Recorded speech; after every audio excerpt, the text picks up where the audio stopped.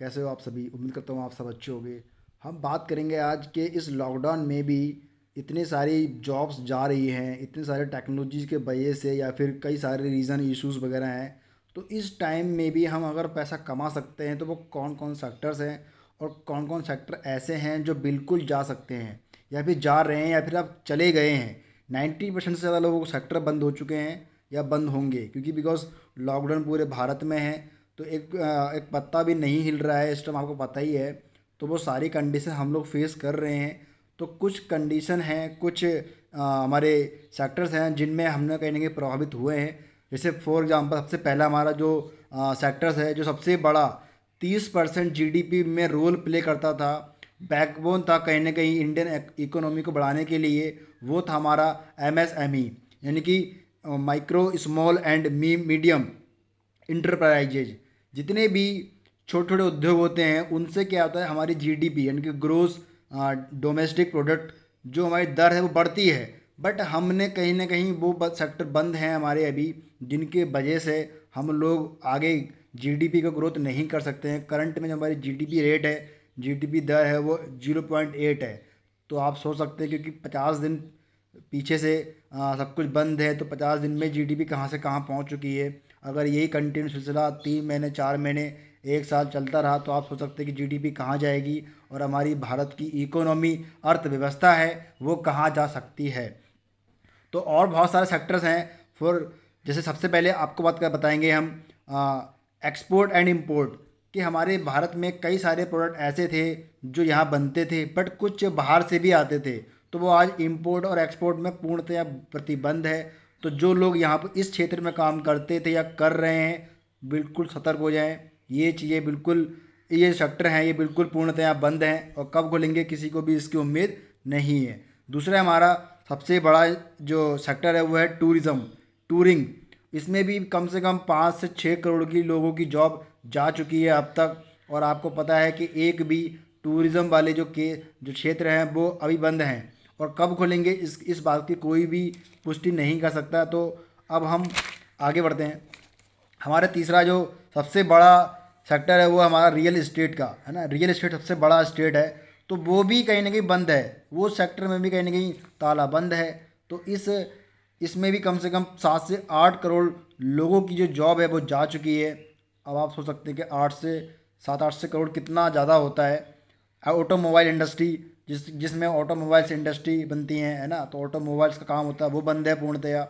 हमारे entertainment sectors होगा, जैसे थिएटर्स वगैरह होगा, पीवीआर वेब्स, ये सब बंद है। और ये कब खोलेंगे कुछ पता नहीं है, बिकॉज सी सोशल डिस्टेंसिंग भी कंटिन्यू है। और ये कंटिन्यू तब तक रहेगी जब तक एक वायरस भी अगर हमारे पूरे इंडिया में रहेगा तब तक ये चलता रहेगा। हमारा नेक्स्ट है इन्वेस्टमेंट सेक्टर, जहाँ पर हम लोग इन्वेस्टमेंट करते थे या फिर हम लोगों को देखते थे करते हुए, तो वो सेक्टर पूरे बंद हैं। नेक्स्ट हमारा जो एयरलाइंस, एयरलाइन सारे सेक्टर बंद हैं इंडिया में, वर्ल्ड में, हर कहीं कोने कोने पे वो एयरलाइन जहाँ खड़ी है वहीं खड़ी है।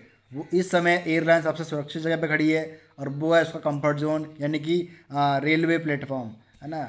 रेलवे प्लेटफॉर्म आपको पता है, रेलवे में रेल बंद हैं। तो रेल से जितने लोग जुड़े हुए हैं रेल विभाग से, उनकी भी जॉब खतरे में है कहीं ना कहीं, या फिर वो सेक्टर भी कहीं ना कहीं नीचे ही है ना। तो नेक्स्ट हमारा एम्प्लॉय सर्विसेज, जो एम्प्लॉयज़ सर्विस करते थे वो भी कहीं ना कहीं बंद है।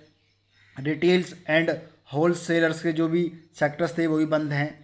नेक्स्ट हमारा कंस्ट्रक्शन, जितने भी कंस्ट्रक्शन होते थे छोटे से छोटा बड़े से बड़ा, वो हर कहीं बंद है। चाहे वो सुई बन रही हो, चाहे कहीं ताजमहल बन रहा हो, लेकिन सारे सेक्टर्स बंद हैं।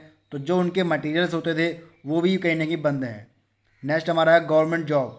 गवर्नमेंट जॉब इस टाइम 1 साल तक के लिए पोस्टपोन कर दी गई है। और पहली बात तो जॉब गवर्नमेंट बहुत कम थी, लेकिन जो भी थी गिनी चुनी वो भी अब बंद हैं। तो जिन लोगों ने 2 साल से 3 साल तैयारी कर रहे थे वो लोग अब क्या करें।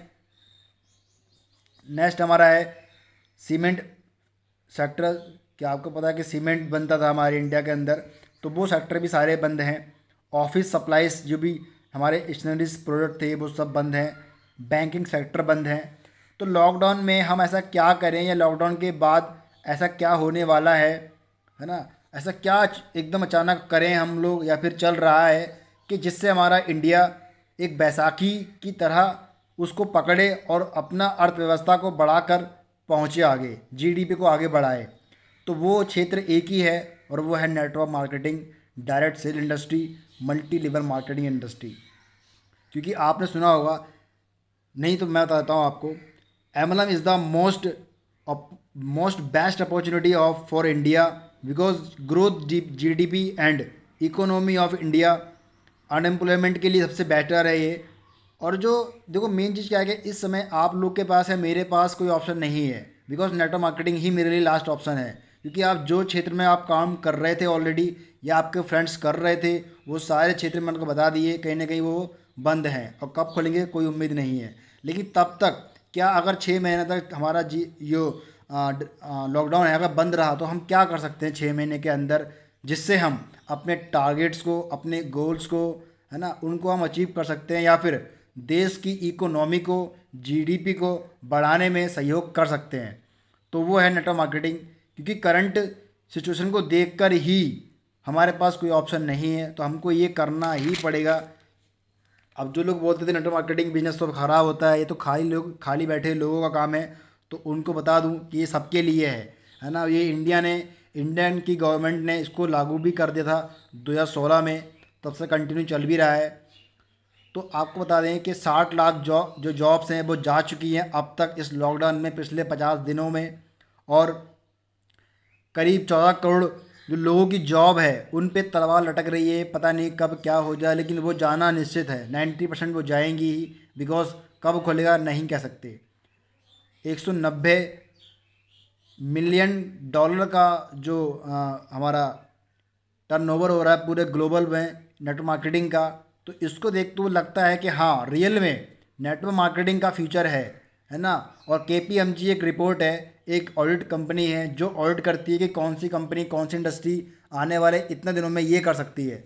तो उसने बोला था 2025 से पहले पहले ये कंपनी इतना करोड़ों का, अरबों का टर्नओवर देगी। तो ये सेम कहीं ना कहीं ये चीज़ें हैं। आप देखो, सिंपल सी बात है फ्रेंड्स, आप चाहो तो इस लॉकडाउन में अपने आप को रो धो के सो सकते हो, एक कोने में बैठ सकते हो, टिकटॉक वीडियो देख सकते हो, मूवी देखने में, कॉमेडी देखने में, है ना, गेम्स खेलने में टाइम वेस्ट कर सकते हो।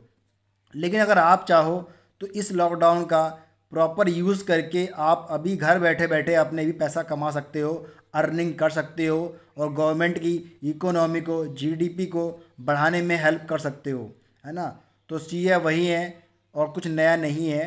और मैंने अभी 2-3 दिन पहले एक चीज़ सुनी थी कि टिकटॉक पर एक छोटी सी कहानी जैसे, मतलब एक स्टोरी कोट जैसे आया था कि अगर 2030 में अगर बेटा कोई पूछेगा पापा से कि पापा इतने सारे लोग अमीर बन गए, आप क्यों नहीं बने, तो पापा बोलेंगे कि बेटा मैं टिकटॉक वीडियो बना रहा था, बाकी लोग नेटवर्क मार्केटिंग बिजनेस करके आगे बढ़ रहे थे। तो सेम वही कंडीशन आपके सामने नहीं आए, तो इसलिए अपने आप को एक अलग से प्रिपेयर करो, है ना। इस टाइम हमें ज़रूरत है तो एक अलग से कुछ नया सीखने का, जिससे हम कुछ नया कमा सकें और जिससे हम अपनी गवर्नमेंट को सपोर्ट कर सकें, ताकि हमारी जो गवर्नमेंट है वो आगे भी सपोर्ट कर सके। बाकी थैंक यू सो मच।